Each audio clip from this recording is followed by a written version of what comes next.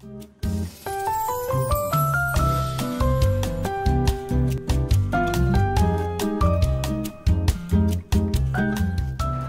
kawan pajak, berjumpa kembali pada program podcast kami Sik Asik 629. Siniar pajak asik. Saya Priska Ramadhani yang bertugas pada acara pada hari ini. Di samping saya sudah ada asisten penyuluh pajak mahir dari KPP Pratama Tulungagung. Selamat pagi Mbak Pris, selamat pagi Pak Budi. Selamat pagi Mbak Priska. Bagaimana kabarnya, sehat? Alhamdulillah Sehat. Sudah siap menyuluh kepada kawan pajak nih ya? Siap. Alhamdulillah. Baik, di program yang pertama kemarin kita sudah membahas tentang NPWP dan juga hak dan kewajiban perpajakan ya Mbak April ya. Jadi bagi wajib pajak yang sudah memiliki NPWP, ada kewajiban untuk membayar dan melaporkan SPT tahunan seperti itu.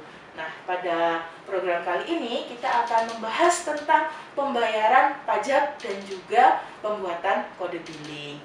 Mbak April, sebenarnya kode billing itu apa sih? Jadi kode billing itu kode identifikasi yang dikeluarkan oleh sistem Direktorat Jenderal Pajak itu untuk pembayaran dan penyetoran pajak, itu Mbak Priska. Oh, jadi bagi wajib pajak yang ingin membayarkan pajak berarti harus menggunakan kode billing ya Mbak April ya? Iya, benar Mbak Priska.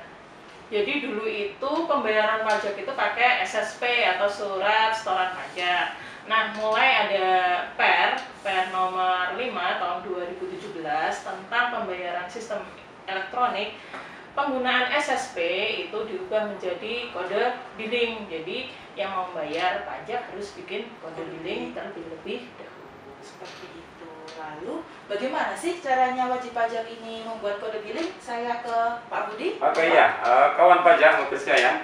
Jadi pembuatan kode billing itu dapat dibuat secara mandiri ataupun dapat diterbitkan secara jabatan oleh Fiskus atau petugas KPP. Itu di sistem yang terhubung oleh Direktorat Jenderal Pajak itu bisa dibuat melalui layanan mandiri yaitu digital online. Nanti di Mbak Priska atau kawan pajak nanti bisa mengakses digital online. Dari situ nanti wajib pajak kan punya username itu kan. Nah, silakan masuk, nanti pilih billing atau pembayaran billing. Ya, itu gunanya buat pembayaran segala macam transaksi untuk pembayaran ya, seperti STP, SKPKB maupun pembayaran massa, termasuk transaksi atas jual beli tanah ya, SSB, PPHTB. Seperti itu Mbak Priska. Terima kasih Pak Budi. Lalu ada lagi nggak Mbak untuk cara bagi wajib pajak dalam membuat kode billing? Mungkin ada kemudahan-kemudahan yang diberikan terutama oleh KPP Pratama Tulungagung?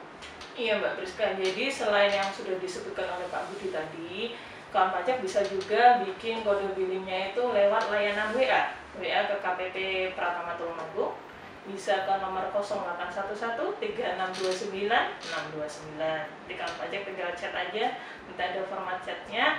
Terus selain itu Mbak Priska, kawan pajak bisa menginstal aplikasi M-Pajak di Play Store, okay? Bisa bikin billing lewat aplikasi M-Pajak. Wah, berarti sudah sangat mudah ya Mbak April dan Pak Budi dalam wajib pajak dalam membuat kode billingnya. Jadi apabila tidak sempat datang ke kantor, bisa membuat sendiri di rumah. Bisa lewat WA atau menggunakan M-Pajak atau melalui akun DJB online seperti itu ya Mbak April dan Pak Budi. Jadi kalau misalnya saya sudah mempunyai kode billing nih Pak Budi, saya Pak Budi ya Mbak April ya? Iya, siap.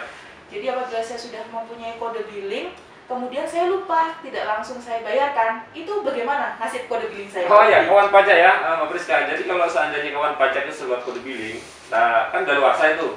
Nah, sementara kadaluarsa kode billing itu kan 30 hari.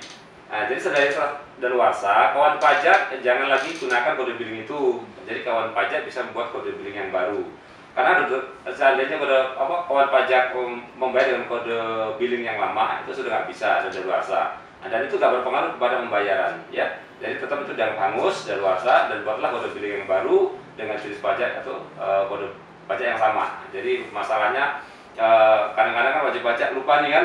Nah, jadi tidak masalah. Jadi kalau yang lama itu daluarsa, buatlah yang baru. Seperti itu. berarti ada masa kadaluarsanya ya atau masa Iya, aktifnya ya. betul, ya. Itu apakah sudah tertera di catatan kode billingnya? Sudah ada. Oh, Iya. iya. Jadi kalau dijamkan itu terus 20 jaman, Ya. kalau di bulan di hari sudah 30 hari. Jadi termasuk panjang Mbak Priska, kawan pajak ya, panjang 30 hari itu. Ya. Jadi sebelum apabila belum melewati batas itu masih bisa digunakan ya Pak Masih Budi bisa. ya.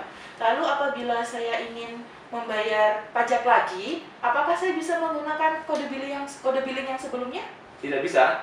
Oh, jadi harus buat lagi? Iya, buat yang baru, karena dianggap berdosa sah. Jadi nanti istilahnya kode identifikasi tadi udah nggak bisa kebaca oleh sistem.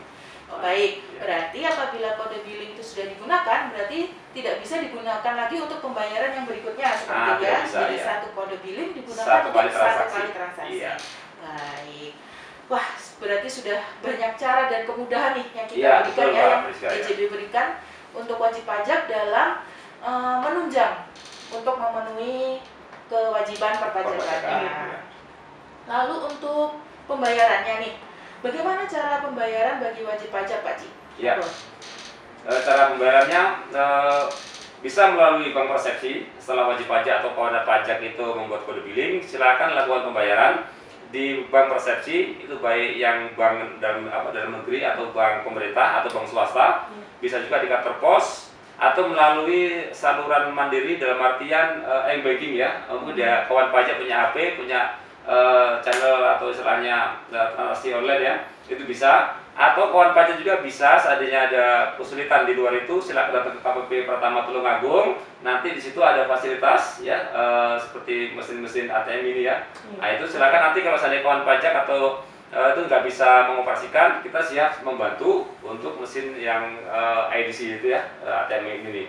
Jadi tidak perlu cash lagi, silakan datang nanti kita bantu. Begitu Mbak Priska. Baik, berarti istilahnya sudah tidak ada alasan lagi bagi wajib pajak Iya. untuk tidak Membayar atau pajak tidak ya. tahu. Iya. Nah, iya. Berarti membuat kode billing juga sudah mudah, Ya. membayarnya pun juga sudah Sudah mudah. mudah, ya. Tapi yang perlu diingat bahwa membayar pajak itu bukan di kantor pajak Ya. ya. Benar Hanya sekali. saja Kita memfasilitasi. Betul, KPP Pratama Tulungagung menyediakan fasilitas bagi wajib pajak apabila ingin membayarkan pajak seperti itu. Nah, untuk Mbak April nih, baru-baru ini kan pemerintah mengeluarkan undang-undang baru ya Mbak April, Undang-Undang Harmonisasi Peraturan Perpajakan. Salah satu aturannya yaitu menyebutkan adanya batas peredaran usaha bagi wajib pajak orang pribadi yang tidak dikenakan pajak. Itu maksudnya bagaimana sih Mbak? Apakah sekarang tidak semua wajib pajak itu harus membayarkan pajaknya? Iya, benar sekali Mbak Priska bahwa ada undang-undang baru yaitu Undang-Undang Harmonisasi Peraturan Perpajakan Nomor 7 Tahun 2021 kemarin. Di situ ada bab baru yaitu mengatur tentang batas peredaran bruto untuk orang pribadi UMKM. Jadi ada batas 500 juta. Jadi 500 juta itu apabila kawan pajak sebagai orang pribadi UMKM omsetnya masih di bawah 500 juta itu tidak perlu membayar pajak gitu. Jadi yang bayar pajak kalau omsetnya sudah melebihi 500 juta gitu. 500 juta itu berarti omset dalam setahun ya Mbak April ya? Iya benar. Jadi apabila omsetnya dalam 1 tahun itu meningkat ya di atas 500 juta itu baru membayar pajak. Apabila omsetnya masih di bawah, saya ulang lagi, tidak perlu membayar pajak. Ini bukti dukungan pemerintah untuk pemulihan ekonomi masyarakat terutama untuk UMKM. Baik, memang benar ya Mbak April ya, di masa pandemi ini memang ya bagi kawan pajak dan kita semua ini perlu sangat usaha yang ekstra agar bisa survive dalam menghadapi masa pandemi seperti ini. Iya. Lalu Mbak April, apabila wajib pajak itu tidak perlu membayarkan pajaknya, lantas bagaimana dengan kewajiban pelaporannya Mbak? Jadi kewajiban pelaporan itu tetap Mbak Priska untuk orang pribadi tetap laporan paling lambat 31 Maret ya, tetap menyampaikan SPT tahunan. Berarti intinya bagi wajib pajak orang pribadi usahawan apabila omsetnya masih di bawah 500 juta itu tidak perlu membayar pajak, tetapi untuk pelaporannya tetap wajib lapor. Benar sekali. Gitu Mbak Priska. Nah, wah sangat menarik sekali ya kawan pajak perbincangan kita pada hari ini. Kami juga menyampaikan kepada kawan pajak bahwa Direktorat Jenderal Pajak terus berupaya dalam meningkatkan pelayanan kepada wajib pajak agar mempermudah bagi wajib pajak memenuhi kewajiban perpajakannya seperti itu Ya. ya. Itu dia perbincangan kita pada kali ini dengan fungsional asisten penyuluh pajak mahir KPP Pratama Tulungagung. Sebelumnya izinkan saya untuk menutup acara hari ini dengan sebuah pantun. Mantap. Oke. Minta tolong kerjasamanya ya. Iya, Oke, siap gaspol Mbak Priska. Pergi ke pasar pagi-pagi, Cakep. membeli sayur untuk dimasak bersama orang terkasih. Cakep. Sekian podcast kali ini. Semoga bermanfaat dan terima kasih. Sampai Dadah, jumpa. sampai jumpa.